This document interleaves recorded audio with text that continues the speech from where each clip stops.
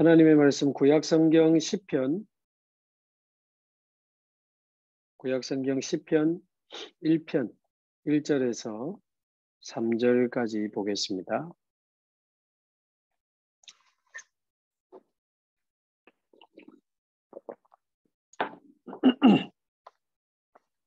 시편 1편 1절에서 3절까지 우리 함께 한 목소리로 봉독하겠습니다.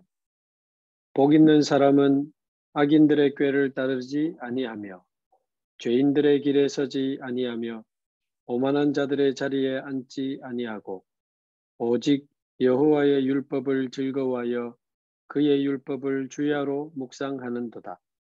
그는 시냇가에 심은 나무가 철을 따라 열매를 맺으며 그 잎사귀가 마르지 아니함 같으니 그가 하는 모든 일이 다 형통하리로다. 아멘.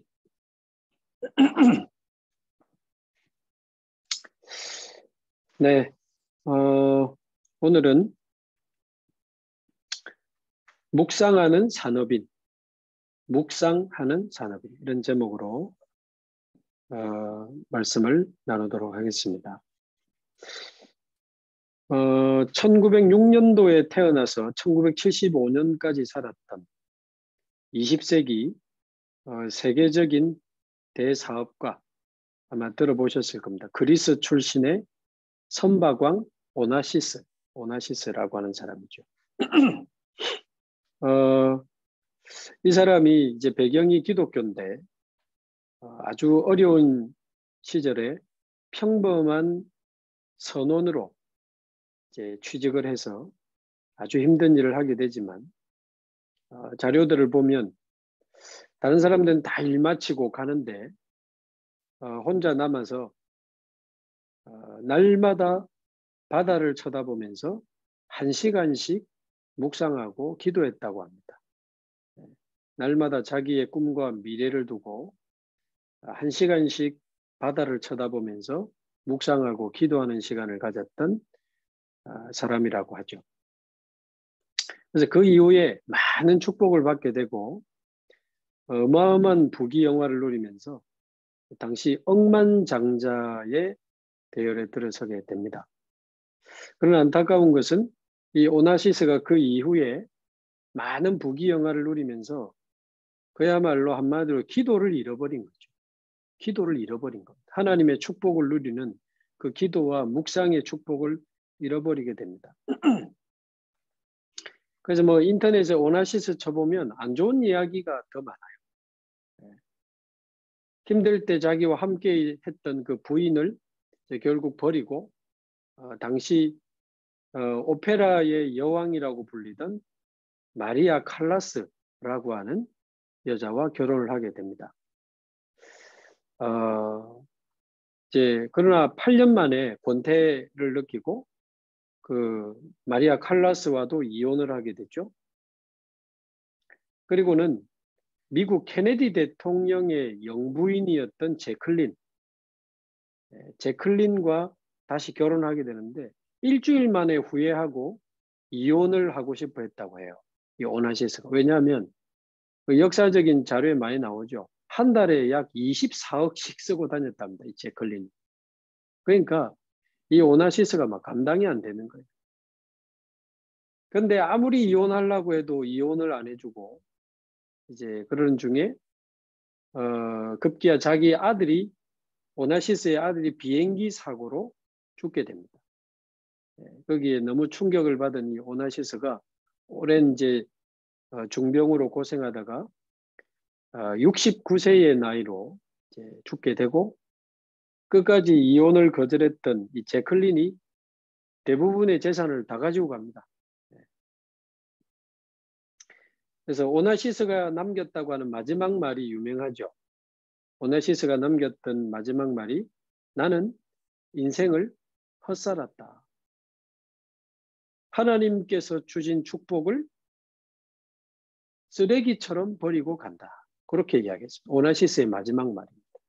하나님이 어마어마한 축복을 주셨는데 아주 어렵고 힘들 때는 기도하면서 하나님의 축복으로 살아가게 됐으나 많은 부귀영화를 누렸을 때 기도를 잃어버리고 하나님의 축복을 진짜 쓰레기처럼 버리고 영으로 시작해서 육으로 인생을 마치게 된 그런 안타까운 인생을 살다가 간 산업인입니다. 그래서 오늘 시편 1편에 읽은 것처럼 복 있는 사람은 악인의 꾀를 따르지 아니한다. 죄인의 길에 서지 아니하고 오만한 자들의 자리에 앉지 아니한다. 우리가 사업을 하다 보면 얼마나 편법과 불법의 유혹이 많습니까?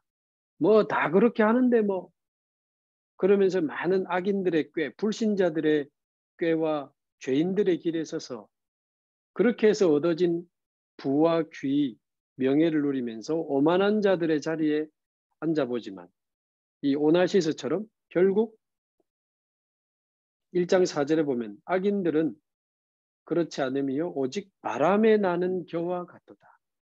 바람에 나는 겨와 같도다. 한번 인생에 바람이 부는데 모든 것을 잃어버리고 갑니다.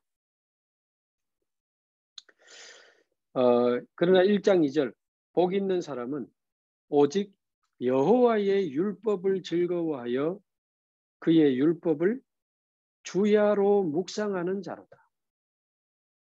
하나님의 축복, 하나님의 말씀을 즐거워하여 그 축복을, 그 말씀을 주야로 묵상하는 거다. 힘들게 하는 게 아니고 그 율법을 즐거워한다고 했습니다. 어제 제가 수요예배 때도 조금 말씀을 드렸습니다만은 사실은 저와 여러분이 영안을 뜨고 쳐다보면 저와 여러분의 삶은 기적의 연속입니다. 날마다 기적의 연속이에요. 내게 무슨 기적이 일어났단 말입니까? 창조주 하나님이 나의 하나님이 되시고 나의 아버지가 되신다. 이거보다 더 큰 기적이 어디 있겠습니까? 십자가에 죽으시고 부활하신 그 그리스도 되신 예수님이 나의 그리스도요, 나의 생명이요, 나의 주가 되신다. 이거보다 놀라운 사건이 있겠습니까? 그 그리스도께서 성령으로 지금 저와 여러분 속에 영원히 나와 함께 하신다고 하면 이 성삼위 하나님이 나의 하나님이요 나와 함께 하시는 이 사실이 정말 사실이라면 이거보다 놀라운 기적이 있겠습니까? 거기다가 이제 예수 그리스도를 믿어 이 성삼위 하나님과 함께하는 저와 여러분의 신분은 하나님의 자녀입니다. 우리는 하나님의 자녀예요. 하나님을 아버지라고 부르며 살아갈 수 있는 하나님 자녀의 신분을 얻었고 이제는 예수 그리스도의 이름이라고 하는 이 보좌의 문을 여는 열쇠를 우리에게 주셨기 때문에 오늘도 우리는 예수 그리스도의 이름으로 기도하면 하나님은 보좌의 능력과 보좌의 배경으로 우리에게 역사하시면서 눈에 안 보이게 모든 어두움과 흑암 세력은 무너지기 시작하고 하나님의 말씀을 이루는 천사와 천군이 동원되어지면서 사도행전 1장 8절 오직 성령이 너희에게 임하시면 너희가 권능을 받고 땅 끝까지 내 증인이 되리라. 내 증인이 되리라. 성령 충만 받아서 땅 끝까지 그리스도의 증인으로 살아갈 축복이 우리에게 와 있습니다. 오나시스가 마지막에 했던 말처럼 이 어마어마한 하나님의 축복, 성삼위 하나님이 나와 함께 하시는 축복, 하나님이 나에게 주신 신분, 권세, 보좌의 배경, 세계복음화의 증인으로 살아갈 수 있는 이 어마어마한 축복을 대부분의 신자들이 알지 못하고 누리지 못하고 쓰레기처럼 버리고 자기 생각대로, 자기 기준대로, 자기 욕심대로 몸부림치면서 살다가 인생을 마감하게 되죠. 얼마나 안타까운지 모릅니다. 그래서 여기 있는 우리 귀한 산업인들은 다 복음 가진 분들이고 하나님의 자녀고 하나님의 사람들인데 묵상에 대한 축복을 오늘 새롭게 한번 생각하시면 좋겠고 묵상, 하나님 없는 사람들은 명상하면서 지금 구글, 삼성, 전 세계 엘리트들이 명상에 열광하고 있습니다. 그러나 우리 안에 그리스도 계시지 않는 생명 없는 사람이 명상하면서 깊이 들어가 버리면 그 영적으로 굉장히 위험합니다. 마태복음 12장 43절에서 45절에 있는 것처럼 우리의 마음이 비어지면 깨끗해지면 수리되면 오히려 악한 귀신 7이 들어가서 그 사람 상태가 더 심해진다는 말을 예수님이 하셨어요. 내 안에 그리스도와 하나님이 함께하는 축복이 없이 영적으로 빈집인데 마음을 더 비우고 깨끗하게 하고 수리하면서 명상으로 깊이 들어가면 처음에는 마음을 비우고 컴다운도 되고 마음도 좀 안정되고 집중력도 생기고 아이디어도 좋습니다. 근데 명상을 깊이 들어가면 결국 악한 영과 연결되고 접신하는 일들이 벌어져요. 단전호흡이나 명상 깊이 하는 사람들의 이야기를 들어보면 나중에 뭐가 보인다고 그래요. 그러니까 이게 영적으로 굉장히 위험합니다.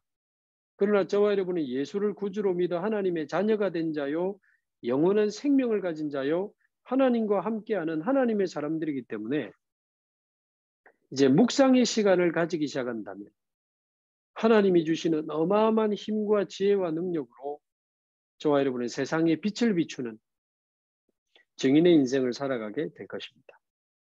그래서 묵상에 대한 7가지 키워드를 저와 여러분이 오늘 기억하시면 좋겠습니다. 첫 번째, 어떻게 묵상을 시작하면 좋겠는가? 너무 바쁩니다. 어떤 면에서는 하는 거 없이 너무 분주하고 너무 바빠요. 아침에 일어나야 되지, 직장 가야 되지, 일해야 되지, 밥 먹어야 되지, 사람 만나야 되지, 또 커피 한잔 해야지, 또 빈 시간에 유튜브도 봐야지, 집에 와야지, 가족 챙겨야지, 뭐 자녀가 있으면 애들 챙겨야지, 또 밤에 뭐 뉴스나 드라마 좀 봐야지. 너무 바빠. 하루에 단 5분도, 단 1분도 하나님 앞에 고요한 시간을 가지지 못하고 하루를 보낼 때가 많습니다. 그래서 저와 여러분 첫 번째, 하나님 앞에서 고요한 시간을 가지자.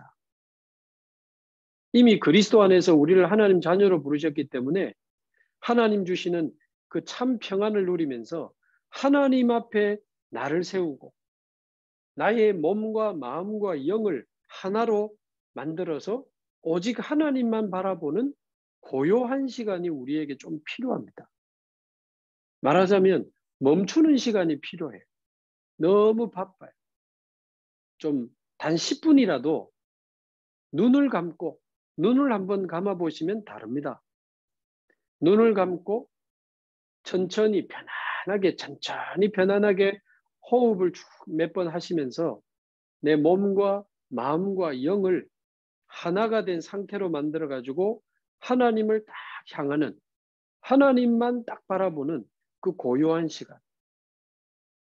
눈을 감고 편안하게 호흡하면서 하나님만 바라보는 고요한 시간을 한번 따로 만들어내 보시기 바랍니다. 저는 오늘 새벽에도 가졌고 어제도 낮에 빈 시간에 우리 아이를 조금 태우러 가야 될 일이 있어서 차 안에서 좀 기다리다가 천천히 호흡하면서 고요한 시간을 만들었거든요. 우리 커피 마시고 10분 정도는 얼마든지 낼 수 있습니다. 하루가 1440분이라면 10분이 144회 연속되는 게 하루 아닙니까? 10분도 못 낸다?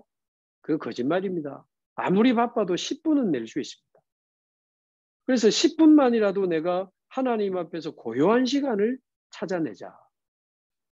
눈을 감고 편안하게 천천히 호흡하면서 저는 주는 그리스도시요 살아계신 하나님의 아들이십니다. 호흡하면서 주는 그리스도시요 살아계신 하나님의 아들이십니다.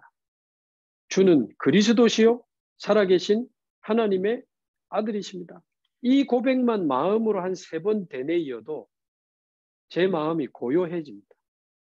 막 번잡하던 제 마음, 복잡하던 굉장히 짜증나고 열받던 그 마음도 호흡과 함께 주는 그리스도시요 살아계신 하나님의 아들이십니다. 이 고백 한 3번 하는데도 제 마음은 잔잔한 바다처럼 평안하고 고요해집니다.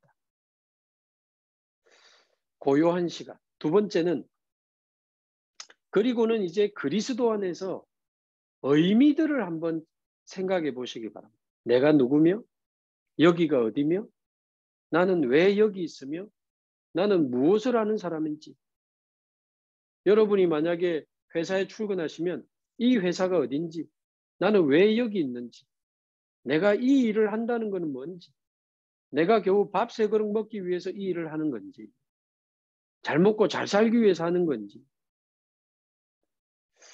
제가 오늘 이 모임을 놓고 의미를 묵상해 볼 때 복음 가진, 빛을 가진 산업인들과 모이는 이 산업 현장에 빛을 비추는 너무 귀중한 모임이란 말이에요. 우리가 하나님 앞에서 고요한 시간에 내가 하는 모든 일에 대한 의미들을 묵상해 보면 달라집니다. 그냥 정신없이 출근해가지고 뛰는 사람하고 한 10분 정도 여유 있게, 한 30분 정도 여유 있게 출근해서 하나님 앞에서 고요한 시간을 가지면서 오늘과 이 회사와 오늘 내가 해야 되는 일과 내가 만나는 모든 사람에 대한 모든 스케줄에 대한 의미를 찾아내는 사람과 이게 같겠습니까? 당장 표시는 안 납니다. 그거 한번 했다고 대역살이 나거나 그거 한번 안 했다고 망하거나 그렇지 않지만 이렇게 내 삶의 의미들을 찾아가면서 쭉 이렇게 살아갈 때 그게 쌓이면서 어떤 결과가 나오겠습니까? 완전히 달라지는 겁니다. 그리스도 안에서 의미를 찾아내라. 세 번째 단에는 그리고는 이제 성령의 도우심을 구하면서 집중하는 겁니다. 요한복음 14장 17절, 26절 이런 데 보면 그는 진리의 영이요 성령께서 우리를 가르치시고 깨닫게 하신다 그랬고요. 고린도전서 2장에도 보면 성령으로만 하나님의 깊은 것을 깨달을 수 있고 성령으로만 하나님이 우리에게 은혜로 주신 것들을 알 수 있다 그랬습니다. 그러니까 성령의 도우심을 구하면서 집중하는 겁니다. 집중. 무엇에 집중한단 말입니까? 아까 말씀드린 성삼위 하나님을 향하여 나를 집중시키는 것.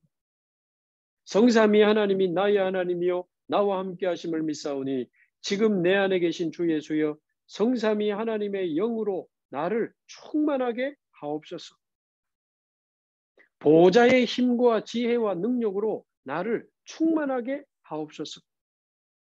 그래서 내 속에 있는 하나님의 형상, 하나님의 생기, 에덴의 축복이 살아나 하나님 주시는 전무후무한 답을 가지고 교회와 현장과 후대를 살리며 세계 살리는 나의 남은 인생이 되게 하옵소서.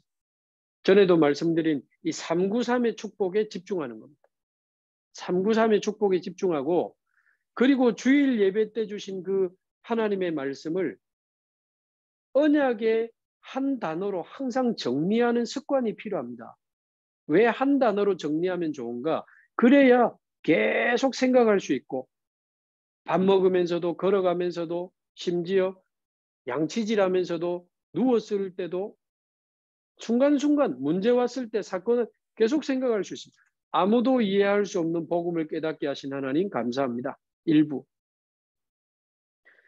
생수의 강이 흘러넘치는 내 인생이 되게 하옵시고 생수의 강이 내게 흘러넘쳐 우리 가정으로 흘러넘치고 우리 직장으로 흘러넘쳐서 하나님의 생수의 강이 흘러넘쳐 모든 가정과 우리 직장과 모든 현장이 살아나게 하옵소서.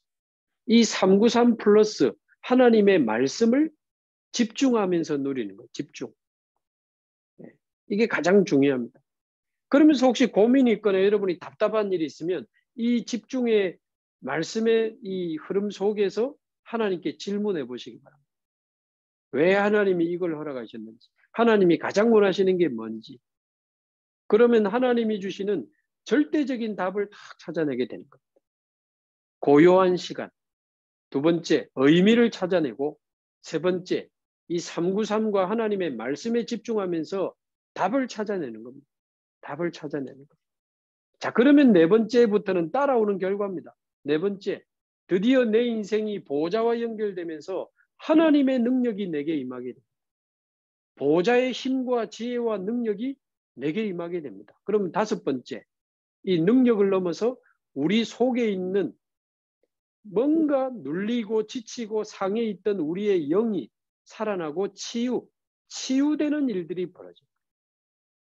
치유받으려고 안 하는데 마음이 치유되기 시작하고 우리 마음에 참 평안, 참 감사, 참 기쁨이 넘쳐나면서 치유가 되기 시작한 내 영이 살아나고 영적 상태가 살아나기 시작합니다.